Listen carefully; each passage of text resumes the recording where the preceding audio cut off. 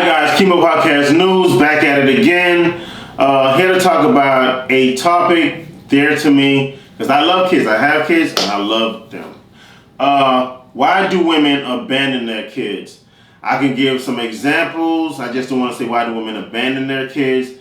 A woman can be pregnant, probably can't take care of the baby, give it up for an adoption. Sometimes you've seen the news where women, they have kids and they just put them in a garbage can.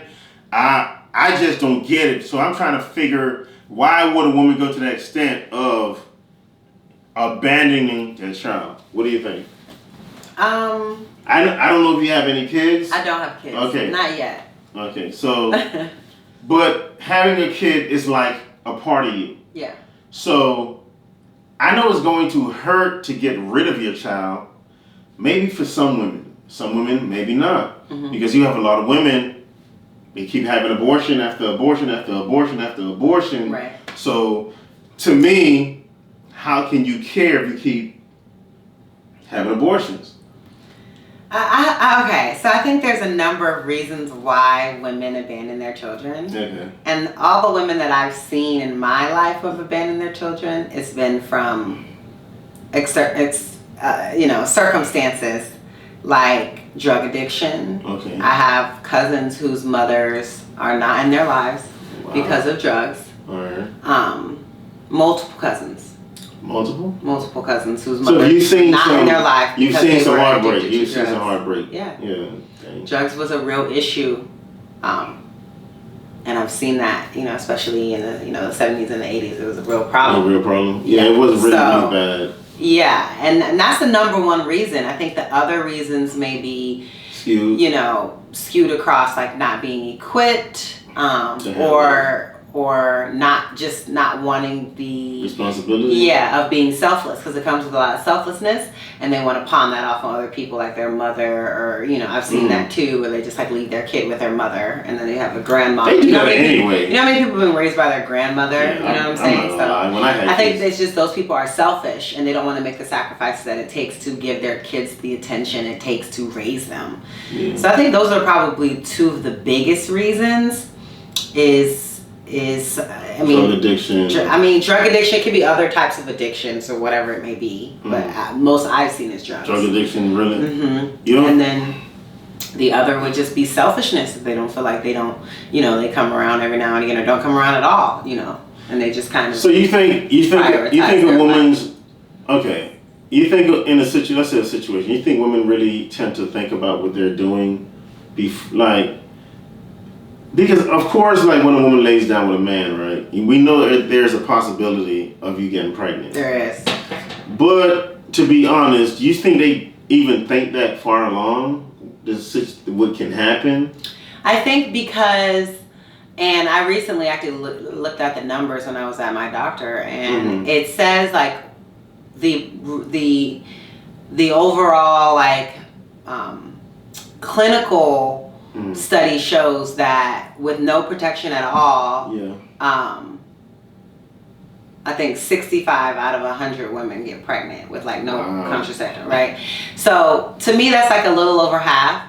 So because women, I think, often engage in this activity for long periods of time and never get pregnant, they're just like, okay, I know what same thing with men do. I know what I'm doing with this. It can't happen. You feel me? It's not gonna happen to me because I'm paying attention to this, and no, seriously, I'm watching this. I know they think they can't get pregnant. But sometimes there's just slip ups, and it's a lot of stuff. And people decide a lot of different ways in which they're going to go about it. For me, I always would want the child, if the child comes to conception, and I would want the child to be with whoever is going to be the most stable. And if that's the grandparent, then hey, you feel me? But the streets, it's terrible out there, and it's enough people out there terrorizing people, and we don't need more kids that don't have guidance coming into the world, and all they're going to do is turn into people outside that are terrorizing people. They're not going to be productive members of society. 3 out of 5 of them, you know what I mean? Like, there might be 1 or 2 that get out that make something of their lives. You think it's good when I've heard this. You think it's good when women make decisions on abortion because of the man they chose? Because a lot of times women get in relationships with guys and they know he's not good. Mm-hmm. They know this man is not a father figure. No, I've been there, done that. You know that he's. You don't even I think like every him. single guy. I think every single woman has been in a relationship and realized at some point before ending the relationship that like he wasn't the right guy and that he wasn't a good guy. Yeah, women know. Yeah, stay with him for 6 months longer, a year longer, 5 years longer, whatever. I think that women. This is not just women. This happens to men too. It's just a different type of thing. I know men that have stayed with terrible women for like 10 years. But yeah, no, seriously. No, I know. Trust me, I know. But I think a lot of people, one is the convenience and the comfort. You know what I mean? Once you're like having relations with a guy, it's kind of like starting all over and giving and like going through the process of giving a new guy trust and being able, can I trust a new guy and all of that. So it's that, the comfort and the like, just the and I've seen men do it too. It really is just once people get into a routine, you're so used to that. They just Yeah, you so feel me? And breaking that routine is really hard. Difficult. Even when this stuff goes bad, you feel me? I think people still be like just think about the good parts of the routine. And I think that's why people stay in toxic relationships longer than they should. Wow. They do. Or it could be other things like an insecurity about finding someone else. It could be an insecurity about time wasted, which often women do because we have this time thing. We'll always have this time thing. So when you think about it, you have about 20, 30 years to conceive. To you feel me, until about 40, 45. It's pretty much over after 45, right? So no, but I know tons of women in their early 40s that are pregnant. So it's like, Yeah, but not a lot. Not a lot, but it's a lot more than it used to be because medicine is medicine's different now. But really, you'll so when you think about the years you've invested in somebody, you'd be like, I already put all this time into them.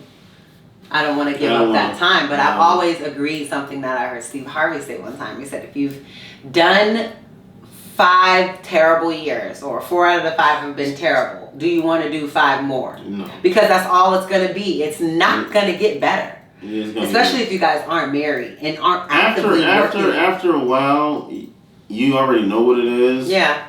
That person's not going to do a 360. They're not. They're not. Who they've been is who they're going to be. And every time they tell you the same lies, it's something inside you that wants to believe in them because of whatever you saw in them when the first year of the relationship or whatever. You see, but I swear to God, you'll save yourself so much heartache, ladies. Like, they're not going to change, especially if they're grown and they're like over the age of 30. Yeah. They're going to change whoever they want to change for. And if you've been trying to get them to change, they didn't change for you, then you're not the one. They don't want to make those adjustments for you. So just find somebody else, keep it moving, save yourself. Women tend to not realize this also about a man. Because I'm telling you something about a man. A man will change for the woman he wants to change for. This is a fact. If he doesn't want to change for you, he's not going to change. But if he's in love with you and he see you as that trophy, whatever you want, that Super Bowl, that championship, he's going to change. He will. And he will do that within 6 months. Literally. And women don't get it. He'll do it within 2 months. Yeah, he'll do it. A month or 2, you'll see the difference. As soon as you be like, I'm out. Even you'll see it possibly even in his interactions with the people he's closest with. Right. They'll even be like, oh, you acting new. They'll be like, oh, this is what you're doing now. Why haven't you changed? Why I can't get you to... He doesn't like you like that. He doesn't see you as his dream girl, the girl he's been looking for. Like, you're not her. Yeah. You're good enough to be here for now. But you're not her. You're good and the thing is like, you may want to think like, hey, let me I'm putting a time limit on it for your exit plan or whatever it is. Mm-hmm. But if your exit plan has been going on for longer than 3 months, because I get it, if you live with a man, Mm-hmm. okay, you feel me? Don't start getting crazy and upset. Work on your plan first. So because you don't want to be on the street, you need to have a plan. But work on your plan. But if it's been going on for longer than 3 months, you're playing games. Facts. You feel me? Cut your losses. Whatever it is that they owe you, whatever it is, just cut your losses. Women are afraid. Leave it. Whatever they owe you, you'll get it back tenfold from the right man. I swear to God. I swear to God, y'all. I may live in testimony. It's better to be in love than waiting on it to come get you. I'm telling you. All right. Next topic.